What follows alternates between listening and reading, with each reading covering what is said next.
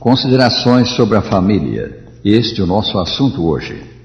A família, escreveu Margaret Mead, cientista social norte-americana altamente respeitada, tanto quanto saibamos é a mais forte instituição que temos.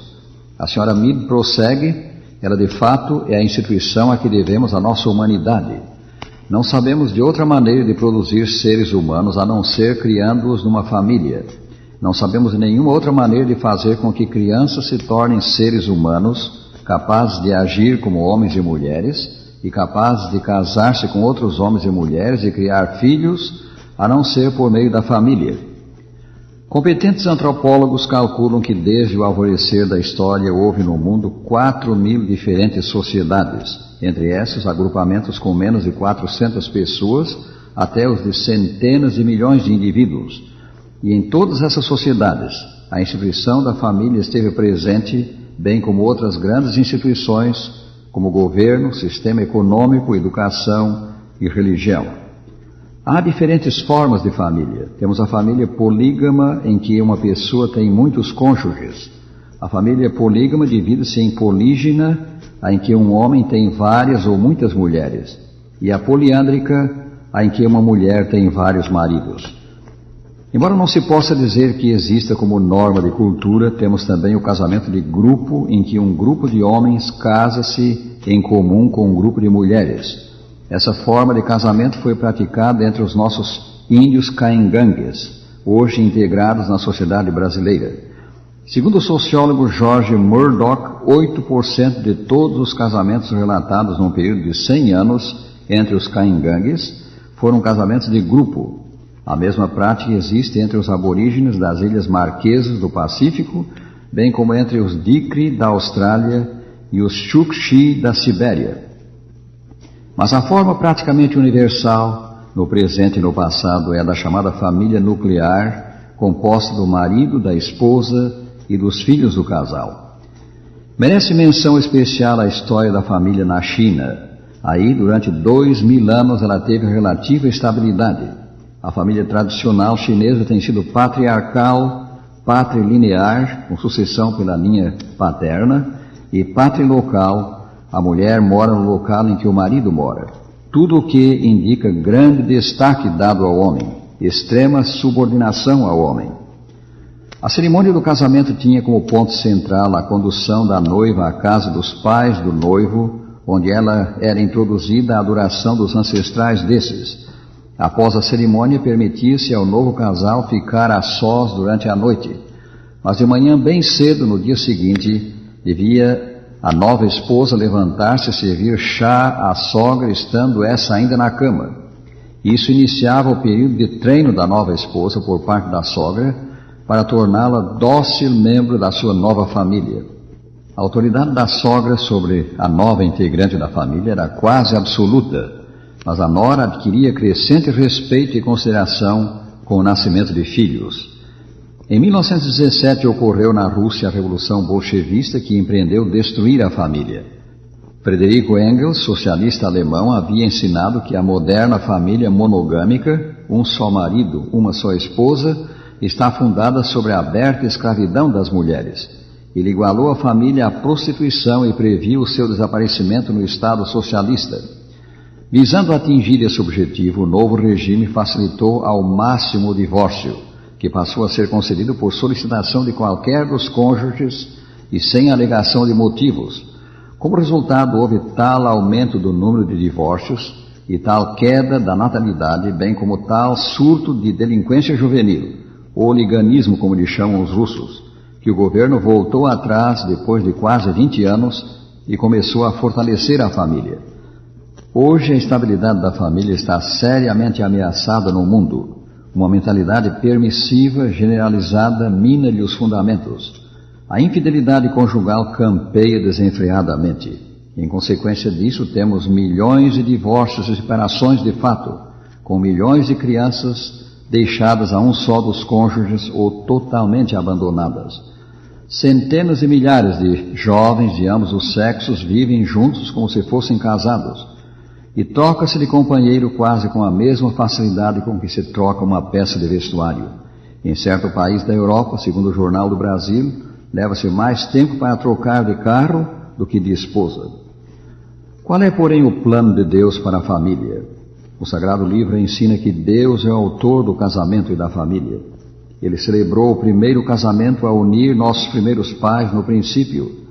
O autor sagrado informa, disse mais o Senhor Deus, não é bom que o homem esteja só. Far-lhe-ei uma auxiliadora que lhe seja idônea. Então o Senhor Deus fez cair pesado sono sobre o homem e este adormeceu. Tomou uma das suas costelas e fechou o lugar com carne. E a costela que o Senhor Deus tomara ao homem transformou-a numa mulher e lhe a trouxe. E disse o homem, esta afinal é osso dos meus ossos e carne da minha carne. Chamar-se-á varoa, porquanto do varão foi tomada. Por isso deixa o homem pai e mãe e se une à sua mulher, tornando-se os dois uma só carne. Gênesis 2, versículo 18 e 21 a 24. Notemos isto, as palavras proferidas pelo próprio Senhor Deus. Deixa o homem pai e mãe e se une à sua mulher, tornando-se os dois uma só carne. Os dois, não 3 ou 4 ou muitos, mas apenas 2, o marido e a esposa. O casamento cria um círculo sagrado em torno do casal. Nesse círculo ninguém tem o direito de entrar. No que respeita à vida íntima, só existe para o marido uma mulher, a sua esposa, assim como existe para a mulher um só homem, o seu marido. É oportuno dizer aqui que contatos sexuais são reservados exclusivamente para os cônjuges, o marido e sua esposa. Este é o plano de Deus. O seu ensino é claro, não adulterarás. As palavras que Deus proferiu naquela primeira cerimônia conjugal da história revelam também que o casamento leva o marido e a esposa à mais estreita, mais íntima de todas as uniões humanas. Os dois se tornam uma só carne.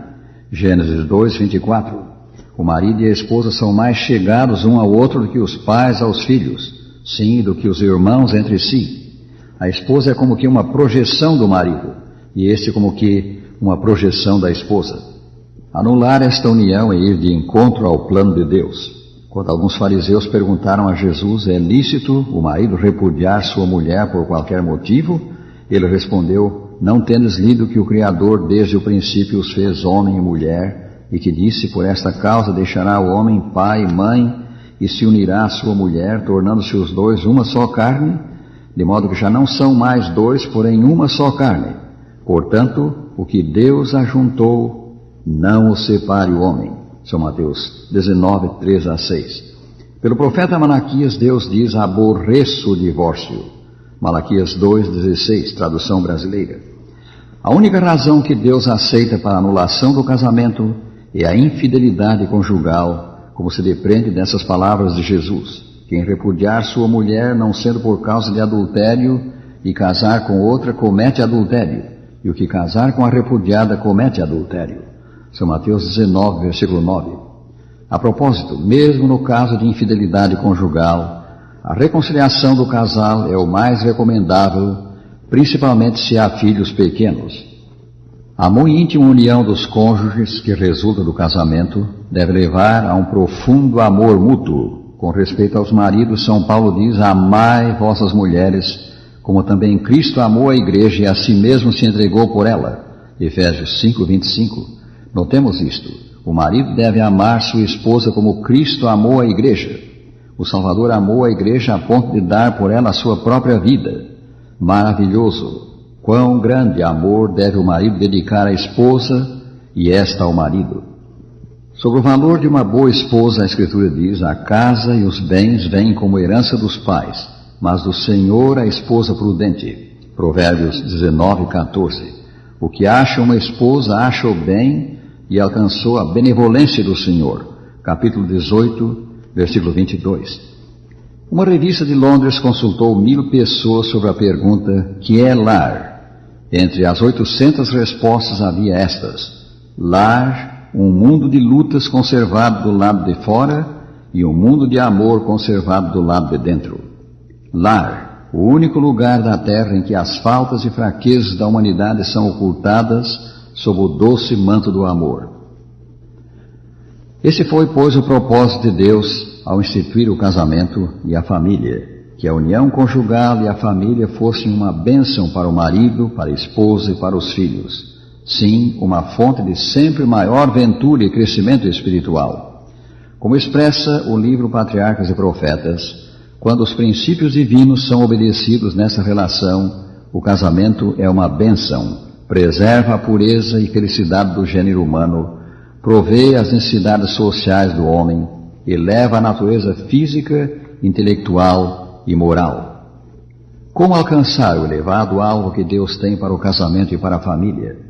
Com a ajuda do próprio autor dessas sagradas instituições. É somente em Cristo que a aliança do casamento, a base da família, pode ser formada com segurança. Só onde Cristo reina pode haver verdadeira e abnegada afeição. Recebe o Salvador no teu coração, prezado ouvinte. Confia nele, deixe-te moldar por ele. E o divino hóspede fará bem-sucedido o teu casamento. Fará que o teu lar, a tua família, seja um pequeno céu em que caminhes para o céu. Finalizando, dizemos: o Senhor te abençoe e te guarde. O Senhor faça resplandecer o seu rosto sobre ti e tenha misericórdia de ti. O Senhor sobre ti levante o seu rosto e te dê a paz.